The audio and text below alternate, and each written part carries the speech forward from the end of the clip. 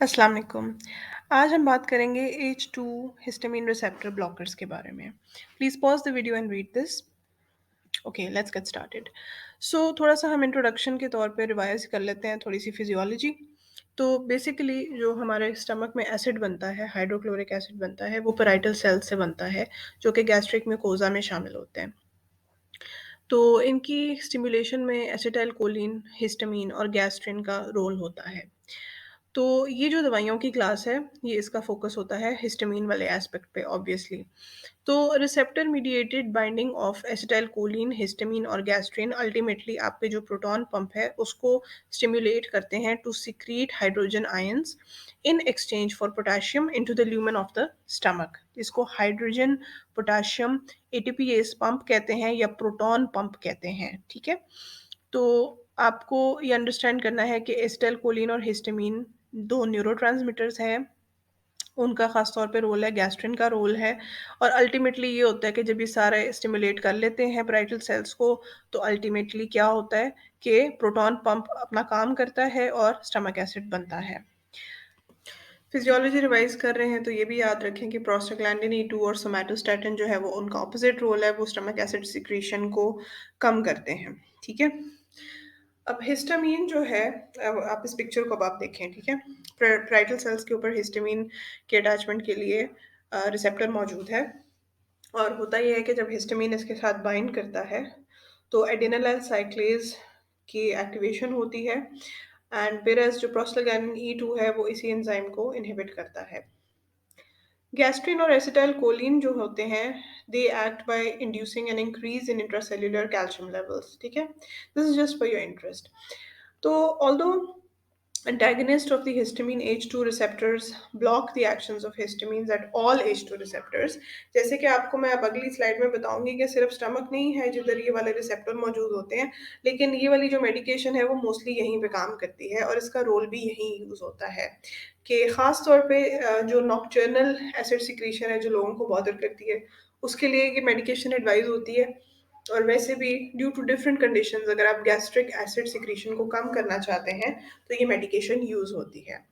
इस पिक्चर में आप देख सकते हैं कि हिस्टामिन रिसेप्टर्स के डिफरेंट टाइप्स हैं और वो डिफरेंट लोकेशंस पे दे आर फाउंड। तो बेसिकली ये जो मेडिकेशन होती है, ये H2 रिसेप्टर्स को ब्लॉक करते हैं। उसकी वजह से इंट्रासेल्युलर कॉन्संट्रेशंस ऑफ साइक्लिक एएमपी कम होता है और इस अल्टीमेटली गैस्ट्रिक एसिड सिक्रीशन कम हो जाती है, ठीक है? तकरीबन 90% जो है ना गैस्ट्रिक एसिड सिक्रीशन, वो सिंगल डोज के बाद ही कम हो जाती है, विच इज़ वेरी इम्प्रेसिव। इस ड्रग क्लास का जो प्रोटोटाइप है वो है सिमिटिडीन। और ये अब इतनी नहीं यूज़ होती, लेकिन फिर भी इसको स्टडी करना इम्पॉर्टेंट है फॉर एजुकेशनल पर्पस। इससे बेहतर ड्रग्स अब आ चुके हैं और ये इसके साइड इफ़ेक्ट प्रोफाइल इतना वो है, ऐसा कि अब ये इतना यूज़ नहीं होती। So let's talk about the drugs in this category. इसमें आ जाता है जी सिमिटिडीन, फेमोटिडीन, निज़ाटिडीन, रैनिटिडीन एंड रोक्साटिडीन, ठीक है? ये न्यूअर है थोड़ा। अगर आप नोट करें कि इन सब के एंड में टिडीन आता है, तो that will help you memorise this easier. ये हमारे टीचर ने एक दफ़ा हमें एक फ़नी सा जुमला कह लें, निमोनिक कह लें, वो हमें सुनाया था, हमें अभी तक याद है, तो हमें हेल्प होती है। तो जुमला ये है जी, सीमी यानी कि सिमिटिडीन बुरी है, रानी अच्छी है यानी कि रेनिटिडीन, फेमस रानी और भी अच्छी है विच इज़ फेमोटिडीन, और नाइस हो साथ ही तो क्या बात है विच इज़ नाइसैटिडीन, ठीक है? It's funny but it gets the point across. So usefulness के पॉइंट ऑफ व्यू से आप देखें कि सबसे लोअर डाउन द लिस्ट जो नहीं इतना यूज़ होता वो है सिमिटिडीन, इसलिए सीमी बुरी है। एंड देन रैनिटिडीन उससे बेहतर है, फेमोटिडीन उससे बेहतर है और निज़ाटिडीन सबसे बेहतर है। तो all of them end with dine. तो डाइन से आप याद रख सकते हो कि it helps your stomach feel better when you dine, ठीक है? So if it helps you, great. So let's note details. ये बात याद रखें कि H2 receptor antagonist H2 receptors पे काम करते हैं, H1 के ऊपर इनका कोई रोल नहीं है। ये कंपेटिटिवली एक्ट करते हैं और ये रिवर्सिबली उसको एंटागनाइज करते हैं। They indirectly decrease the activity of the proton pump. By the way, अगर आप प्रोटॉन पंप इनहिबिटर्स के बारे में पढ़ना चाहते हैं तो there is a separate video on that, you can check that out. Also, it partially antagonizes HCl secretion caused by vaguely or gastrin-induced release of histamine from ECL-like cells, which are the GI mast cells, and they do not have any effect on gastric emptying time. अब इसके therapeutic uses पे आ जाते हैं, कब इन दवाइयों को use किया जाता है. So peptic ulcers is the main indication. Peptic ulcers के अंदर आपके गैस्ट्रिक और डुओडेनल अल्सर्स आ जाते हैं. ये पीपीआई से कम इफेक्टिव है, लेकिन फिर भी इनकी भी इंडिकेशन होती है इन यूज में. फिर आ जाता है जी एक्यूट स्ट्रेस अल्सर्स, फिर आ जाता है गैस्ट्रोएसोफेजियल रिफ्लक्स डिजीज, और फिर जोलिंगर एलिसन सिंड्रोम, जो कि एक डिसऑर्डर है जिसके अंदर एक्सेसिव गैस्ट्रिक एसिड प्रोड्यूस होता है. सो वन बाय वन थोड़ा सी बात कर लेते हैं एक एक कंडीशन के ऊपर. तो पेप्टिक अल्सर जो हैं, all four of these agents are equally effective in promoting the healing of duodenal and gastric ulcers. लेकिन recurrence is common after treatment with these agents. जिन पेशेंट्स में NSAID induced ulcers होते हैं, they should be treated with PPIs, क्योंकि studies ये show करती हैं कि लॉन्ग रन में हीलिंग और फ्यूचर रिकरेंसेस जो हैं वो कम हैं विद पीपीआईज, और H2 एंटागनिस्ट के साथ ज़्यादा हैं. एक्यूट स्ट्रेस अल्सर्स, बेसिकली ये ड्रग्स जो हैं खासतौर पे आईवी फॉर्म में दी जाती हैं to prevent and manage acute stress ulcers in high risk patients in ICUs. Generally भी जो हॉस्पिटल में एडमिटेड पेशेंट्स होते हैं, अक्सर ये देखा जाता है कि इनको आईवी मिल रहा होता है कुछ इस तरह का.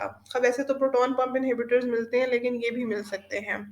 इनके अगेंस्ट टॉलरेंस डेवलप हो सकती है, and again they are good but PPIs are better.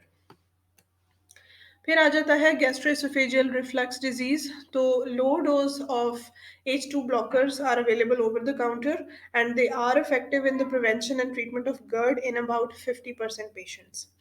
H2 receptor antagonists, they act by stopping the acid secretion, तो therefore they may not relieve symptoms for at least 45 minutes. ठीक है, तो फौरन हल नहीं होता उसका. अगर गर्ड आपको ज़्यादा बॉदर कर रहा है, हार्ट बर्न हो रहा है, तो अगर इमीडिएट और क्विक रिलीफ चाहिए तो एंटासिड्स बेहतर हैं. ऑब्वियसली उनका इफेक्ट टेम्पोररी है, लेकिन जब तक H2 ब्लॉकर्स या पीपीआई अपना काम नहीं दिखाते, तो तब तक फौरी रिलीफ के लिए एंटासिड्स बेहतर हैं. एंटासिड्स के ऊपर मैंने सेपरेट वीडियो बनाई हुई है, you can check that out. तो एंटासिड जो होते हैं वो क्विकली और इफेक्टिवली स्टमक एसिड को न्यूट्रलाइज करते हैं, क्योंकि वो खुद बेसिस होती हैं, और इस वजह से they are use for acute management.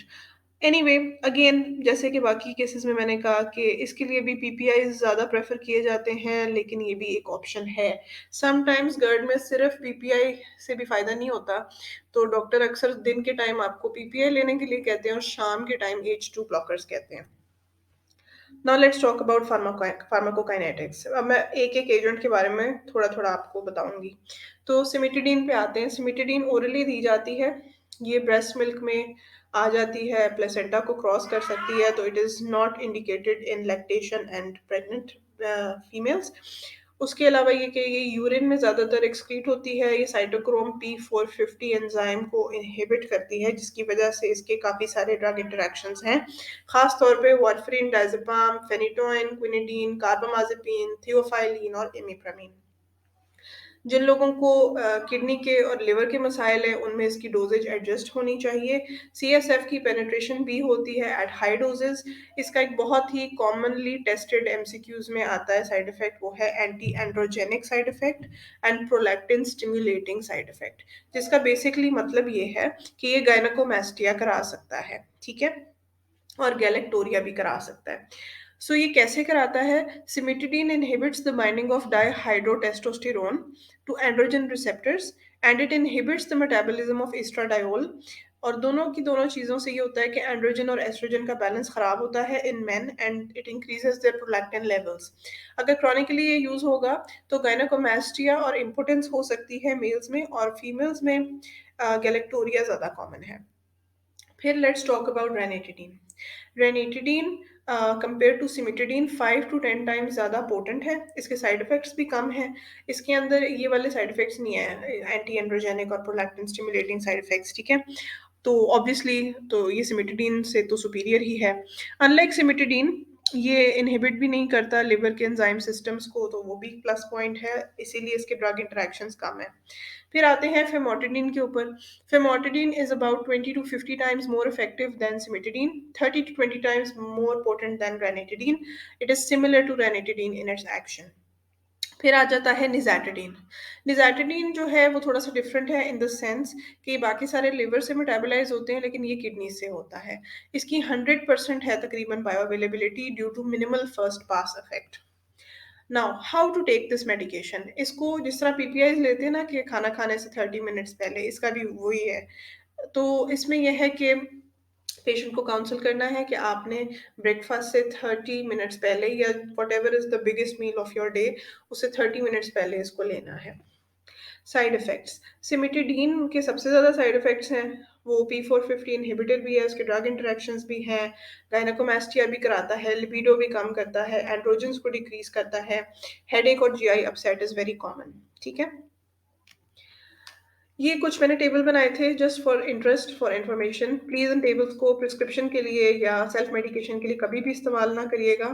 ये सिर्फ मैंने एजुकेशनल पर्पज़ के लिए डाला है, ठीक है? तो ये कुछ ब्रांड्स हैं जो पाकिस्तान में अवेलेबल हैं, वो मैंने यहाँ पे मेंशन किए हैं।